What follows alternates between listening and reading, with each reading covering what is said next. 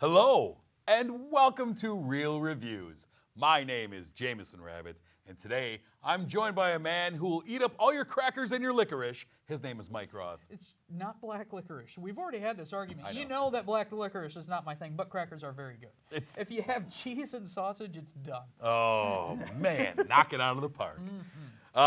This week we have 4 movies on the marquee as well as a throwback, so we are going to get started and get right at it.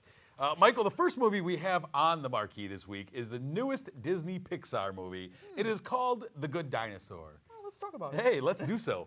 So The Good Dinosaur is basically a young dinosaur.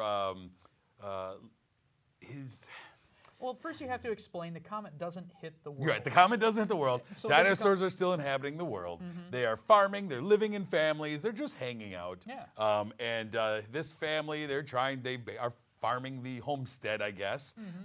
As happens, spoiler alert if you want, but as happens in all Disney movies, a parent dies, and now the young man must go out into the big bad world, and he's trying to chase down a threat, this little Neanderthal boy named Spot, and he ends up out in the big bad world and must deal with fears and facing them and trying to get back home.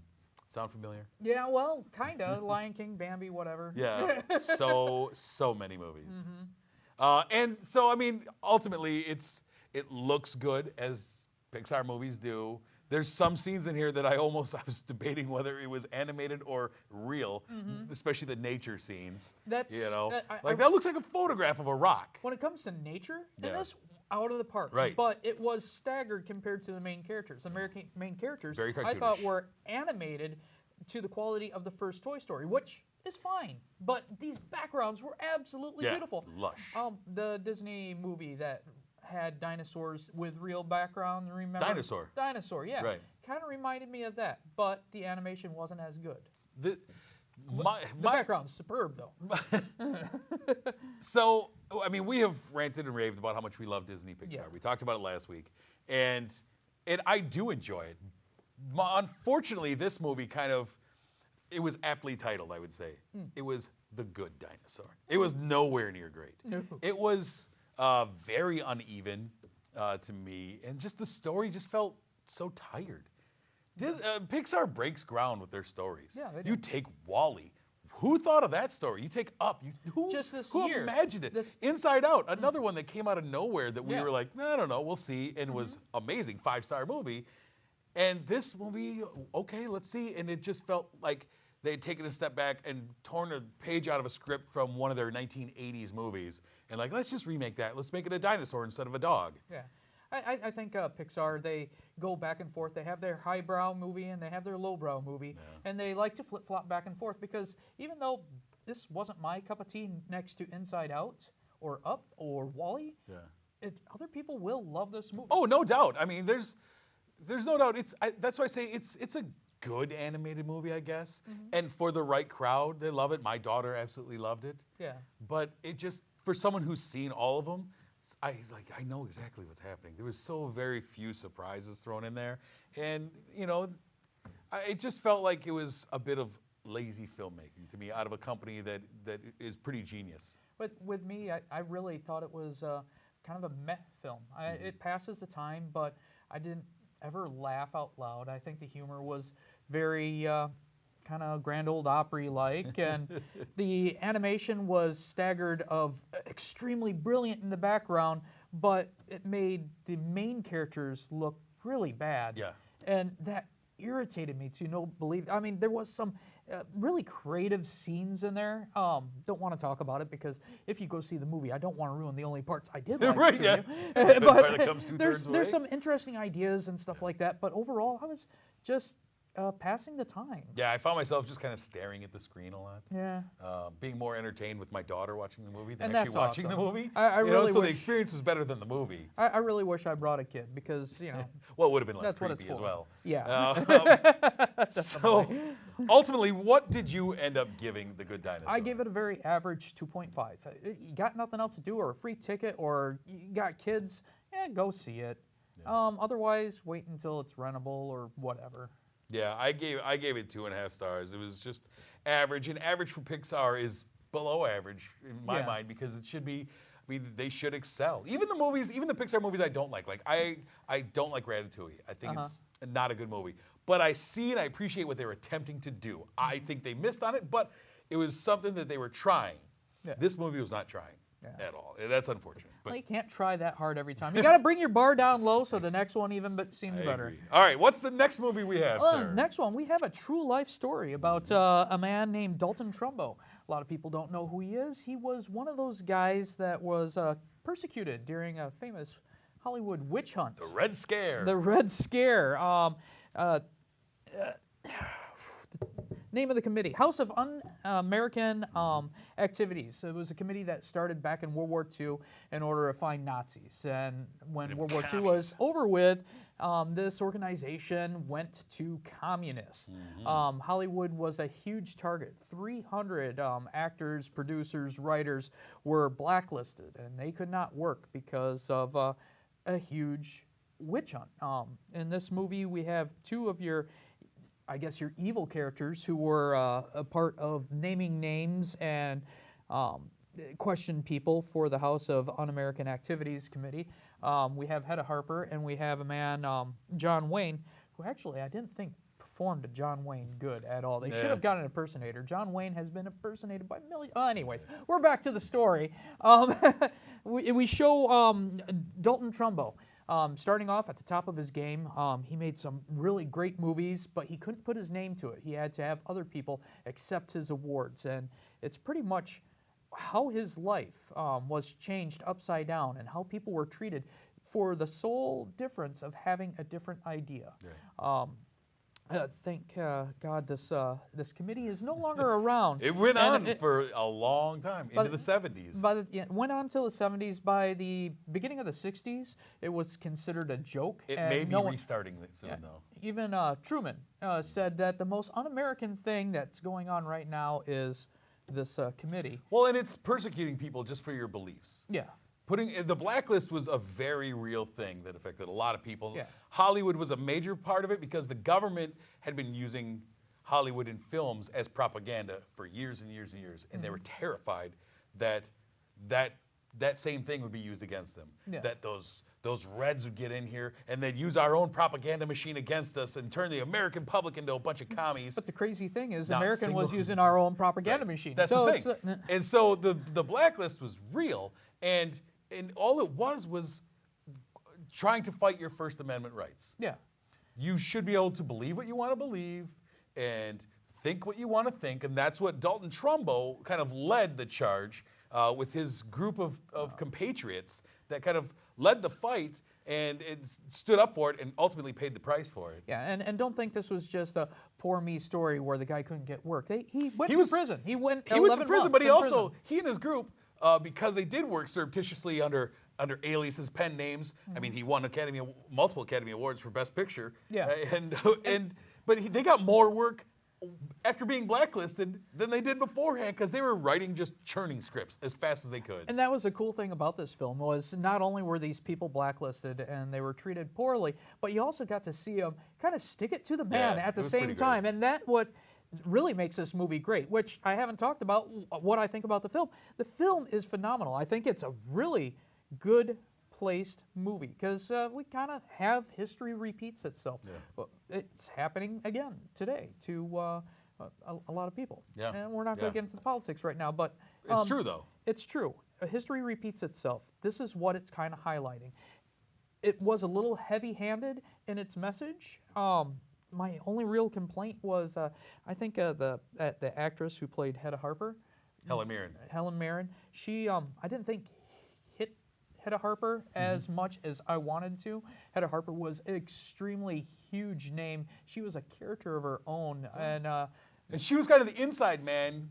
Yeah, she is the in Hollywood trying to out the commies. Yeah, people who don't know who Hedda Harper is, she had a struggling acting career until she strong-armed herself into a gossip column, and she was notoriously TMZ. wicked. Yeah, she was TMZ, and she was she would work at the behest of Louis B. Mayer and some of the other studio heads that would kind of feed her some of the gossip too. And they would use her to undermine some of their actors if their actors were trying to get out of line, because this is during the studio system. Yeah. And if their actor tried to get out of line, they would use her to undermine their own actor, put him back in line. Helen Mirren is a great actress, but I don't think she did Hedda Harper Now let's justice. talk about, speaking of some great actors and actresses. First off, Michael Schulberg shows up in this movie. This is the third movie that we've seen him in this year. And I enjoy him to no end every time he shows up. He's Edward G. Robinson. Okay. I loved him in Pawn Sacrifice. I loved him in Steve Jobs. And he's one of these guys who has gone from character actor to kind of secondary actor, you know, supporting actor, who every time he shows up on screen, I think he's great. And I think he puts a great performance. And the man that carries the show is the title character. Bryan Cranston playing Dalton Trumbo was incredible. Phenomenal. He turns in a great performance. He is someone I can't get enough of right Yes. now, and he is, I think, holding back, because he really could be in everything. He could. And he's not. And I think so Louis C.K. great. did a really good job Yeah. at Arlen. I mean, John Goodman, I mean, some of my John favorite Goodman, actors in yeah. this. Hilarious. Stephen Root, I mean, they're great. But Bryan Cranston, man, he was the center of this, and he just tore it up. And if you need someone to just blow through some snappy dialogue, I can't think of anyone better than Bryan and Cranston. there's a scene where Bryan Cranston and the character who plays John Wayne, which they really should have got an imitator. I've heard. When I saw this scene, I was like, man, I want to remember this quote. But you know, my memory, sorry. but phenomenal scenes throughout that whole thing. If I had a better memory, this thing would be quotable, probably for the rest of my life. I really like Diane Lane as well as his wife. Yep. I thought she did a really great job in bit pieces. I mean, she was in it, but she would only be used sporadically, I felt. But she brought the emotion every time she was used to kind of ground Trumbo into the family life that he had. I love the movie.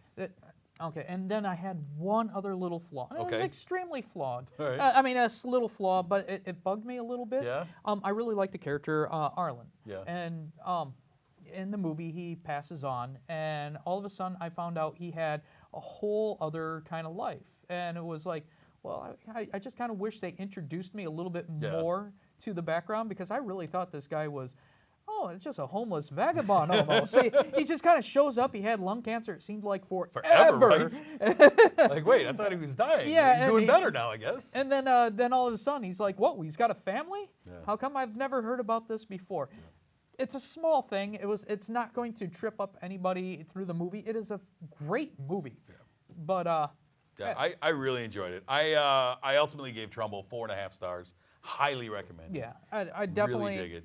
I would definitely suggest this to people. It's not just entertaining, but it's very educational. It is. When I got home, I did Wikipedia, everything I could about a lot of these people. Unfortunately, I don't have the memory. I'm going to have to reread it. That's all right. That's all right. Moving on, though, to Creed, sir. Yes. The newest chapter in the Rocky franchise, a chapter that a lot of people thought should stay unwritten. And this is written and directed by Ryan Coogler. Ryan Coogler this is his second movie. Yeah. And the guy, I'm interested to keep following him, because his first movie, Fruitvale Station, I think is a phenomenal movie. Also with Michael B. Jordan. These two have collaborated for his two movies. I think it's a great collaboration. But this movie is a young man, Adonis Creed, son of Apollo Creed, who, if you follow the franchise, passed away in Rocky IV, died in the ring. And his son was born, never knew his dad, brought up in a rough life, and decides one day that he wants to follow in his father's footsteps. I've got to find Rocky. I've got to get trained. I want to be a fighter. It's in my blood. He tracks down Rocky. Rocky is old. Rocky is still working in his restaurant. Rocky's just kind of living his life. And Adonis has to really work hard to convince Rock to come back into the fight game, to train him, to work with him. And it basically is coming full circle with the Rocky franchise. Rock becomes the Mickey character. Adonis Creed becomes the Rocky character. You get the classic training montages that replicate the original Rocky. What I love, though, is this movie deals with the history of the franchise really well. Deals with the nostalgia, but it doesn't dig too hard into it. It doesn't cling to only that. It's its own movie. If you've never seen the first 6 Rockies, you can watch this and be entertained. Yeah. Because it's a good story and it's a good movie, much like the first one. I think it's pretty great how they pulled that off. I was actually not expecting me to go in this movie loving it. Rocky has had a formula that they've been using over and over again for 5 movies after the original, and I thought they were going to do this again. Yeah, of course.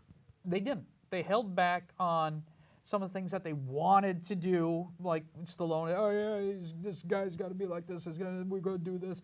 They held back on some of those Rocky-isms and made it kind of its own thing. This movie I liked as much as I liked the original. Yeah. It's kind of the original, but it's for a new generation. The chemistry between all these characters were phenomenal. I think the music, unlike most Rocky movies, was very enjoyable. Careful what you say. Love me some Rocky music. There's only some small complaints that I have. I can't really talk too much about them because it's spoiler alert. The thing that I love, though, is that, so in this movie, I mean, obviously, if you've seen Rocky Balboa, Adrian has passed away. Paulie has passed away now to open this movie. Yeah.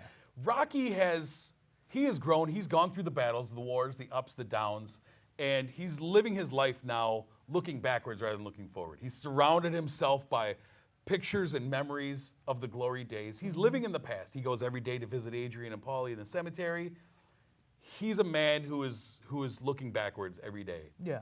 And Creed shows up at his doorstep and says, I want you to train me. And he fights it. And for the first time, Rocky starts looking ahead at the future again. And I think that's really interesting because Stallone plays Rocky. He just falls into this character. It's a piece of him now after 7 movies. And I think he fell into it, and he made just Rocky a guy. Made him, it didn't feel like a character to me. It just felt like him. And so in these small moments when he's reveals that he's been living with the guilt of Apollo dying because he didn't throw the towel in. And he has to deal with that. And there's a moment where Creed says, you never called my mom since my dad died. And Rocky hits him. And it feels real to me. The cool thing, another cool thing about this movie is that's Rocky's story, but this movie wasn't about Rocky. It was just like if they redid the original and they said, you know what? Mickey was an interesting character. Yeah. Why don't we delve into what Mickey was thinking? He was an amazing fighter before that. And that's what this movie did. It really showed Rocky, but it also really showed Creed. And it also really showed Creed and his relationship with Tessica Thompson, who played Bianca. All these characters were phenomenal characters, and one really didn't set aside and said, oh, the movie's about this guy, so we're only going to talk about this guy. Rocky was phenomenal. Adonis was phenomenal. Bianca was phenomenal. Yeah. It's very rare you see a movie where you could say all 3 people share excellency. It was great. Like you had said earlier, the chemistry between Creed and Rocky was really great. Michael B. Jordan is one of the best up-and-coming actors. Good movies or bad movies, he is usually the best thing in every movie he's in. And he's getting better and better and better. I found myself, when he's having his relationship with Bianca, I found myself just smiling at times. Like, oh my gosh, that is so cute. How he's picking her up. It's like, in my head, I was actually looking at this and go, they're a real couple. They're great. Really a couple. And he has just enough resemblance to Carl Weathers to pull off. And they showed side-by-side pictures, and you're like, wow. And that's the thing I love, too, is it finally, it brings in the Rocky franchise kind of to a whole, puts a bow on it. Maybe, I would be surprised if it doesn't spin this forward into the Creed track because it made a ton of money. Yeah. And so they're going to want to continue that. And that's fine. And I'm hopeful for it. It was actually difficult to get into this theater. The first time I went, I only had the choice of those weird corner seats in the front. And I'll come back later. So I decided to go back Wednesday night. You know, who goes to a movie on Wednesday? And it was still people sitting next to me. I saw this movie twice. I saw it twice. I absolutely love this movie. I'm a huge fan of the Rocky franchise. And the only one I hate is Rocky 5. I don't even watch it. It's not part of the franchise. Yeah. And I love Rocky Balboa, and I thought that was a good end, but this is a great way. And I would be actually surprised. I know there's been talk about should Stallone get a Best Supporting Actor nomination. I could see him getting it. I could absolutely see him getting it. He pulled off some things in this movie that were subtle. Stallone is not known for subtlety. He pulled off subtlety in this. And the Academy loves to give late in career resurgences to a guy who does a serious role after a bunch of garbage roles. Yeah. I can see it. It would be interesting. I absolutely loved it. But let's move ahead to your score real quick. What did you give? I give it Creed? a 4. I know it seems low, but it's still 4 is a good movie. You No go doubt see about it. The only reason why I gave it the score is because of some of the corny Rocky-isms, and I'm not going to go into it, but it was almost exactly like the first one. Sure. They've done some things better, but some of the rehashed things I think they should have just kind of left out. So my score for the I cheated a bit, and I apologize for this, but I could not pick a score. I teetered and I tottered. Color? I teetered. Yeah, I give it blue. I teetered and tottered back and forth between scores, and so finally I said, "Screw it! I'm making up a score. I'm gonna split hairs. I give it a 4.75." What? Yep. Oh, come That's the score now. this week. Put it on the board. 4 3/4 stars. This is in Star Search. That was a thing. See, in Radioland, they can't see my disappointed face. This is it. 4 3/4 stars. Rocky's great. Creed is great. I love them all. And this was a phenomenal movie. Go check out. I'm going to go see it a third time this week. Really? Because we only have one movie coming out this week. I'm going to go see Creed for a third time. I have a feeling I'm going to see this next movie a couple of times. Oh, we'll see. I actually got a list of people who are like, Mike, you want to go to a movie with me? I want to see this movie. I'm not going to ruin it. It's Krampus. I'm looking forward to it. The next movie, though, on the marquee, sir, what do you have for us? This would be Victor Frankenstein. It's a little odd that a horror movie like this would come out this late in the year, but It sure is. it is. Oddly timed. Oddly timed. Victor Frankenstein, if you do not know who he is the doctor who created Frankenstein. This is a retelling of Victor Frankenstein's relationship with Igor. It's if you're going to put this in a little box and kind of give it a name, I would say a horror buddy movie, if anything. Yeah. I actually got into this movie and I was really happy. It tells the story of Victor Frankenstein and how he saves Igor and kind of fixes his back, and how Igor is not his servant but actually a brilliant mind. And they work as partners together to be able to create life from death. Of course, everybody really kind of knows this story, but it's retold in a very fun way in the beginning. And then this movie kind of switches gears at the end, where it's no longer a buddy movie, but more of a redemption movie that did too many winks and nods to the 1939 movie, and it got kind of poorly discombobbled and written poorly. But the beginning had this real, like Sherlock Holmes, when Robert Downey Jr. did it, it really had that kind of feel. It was fun. I liked the relationship that Igor and Frankenstein had. If you go see this, really just kind of walk out 45 minutes before the movie ends. There you go. That's the best. Because the beginning is actually really good, but in my eyes, the end turned it into a meh movie. And I don't think there is going to be a sequel, even though they kind of wink to it a little bit. They want to. I mean, they so desperately want to make these successful, these Universal monster movies. But I agree. I liked the direction they were taking with the characters. Yeah. I thought it was unique direction between the relationship with Igor and Victor Frankenstein, and how this movie was about the man, not the monster, and their relationship. And I thought it was really cool seeing a different side of Igor. Yeah. And I was really excited, like, we might have something here. I thought James McAvoy was excellent. Yeah. I thought Daniel Radcliffe was a lot of fun. Yeah, I was enjoying their relationship, like you say, like a buddy picture. These guys are really good actors, and a lot of times when you put good actors in movies like this, they just kind of phone it in. They're like, I gotta do this because I got a contract. It felt like they were having fun. They did. Unfortunately, 2/3 of the way in, it fell apart. The wheels came off. Yeah. It came off the tracks, and suddenly I'm going, what are we doing? Wait, why are we doing this now? Yeah. This makes no sense. They And should- it threw away so much goodwill that it had built up in the first 2/3. They should have kept it a mindless buddy story. They should have just called Seth Rogen or something and been It like, just- how do we finish a buddy movie? It felt like they're like, well, we got to make it super serious. We got to make it this now. We got to make it this. And they didn't know where they wanted to go with the characters, with the story, with the monster. The only thing that I knew that they wanted to do was keep on winking and nodding to the 1939. Right. They did that. They have a section They where they're pulled that one talking off. about building Frankenstein, and he's like, make it flat on the head. And he's like, why? Because it's cool. And Wink. And one of the people that they're redeeming is the death of Henry Frankenstein, which is, if you're not familiar with the 1939 version, Dr. Frankenstein's first is name was Henry. Henry, not Right. Victor. Right. Yeah, it's unfortunate because I thought we had something here, and unfortunately, I ended up giving it 2 stars. Yeah. Yeah, I was really disappointed in the end of it. I gave it 2.5 just because I really did love the beginning. I can see but it. I was let down in the end. It's too bad. But let's hit our real reviews movie throwback to talk about another monster movie that maybe did a little better, and that is 1974's Young Frankenstein. Winked and nodded at that too. Yeah, they definitely did. I gave you a quick one in there. Of course, the classic Mel Brooks movie starring Gene Wilder and Madeline Kahn and Peter Boyle as the monster. I absolutely love Peter Boyle as Frankenstein. It's so much fun, and this is when you get Mel Brooks and Gene Wilder together. Yeah, it is hilarity ensues. Literally, it's actually magic. It really is. Gene Wilder is one of my favorite actors from before time, and it's so good. Yeah, yeah, and I love this movie. It's one of those movies that it's one of the first movies I remember my dad sitting down with me. Blazing Saddles was another one. I think my dad was a big Mel Brooks fan. Yeah, probably. I'm starting to piece it together.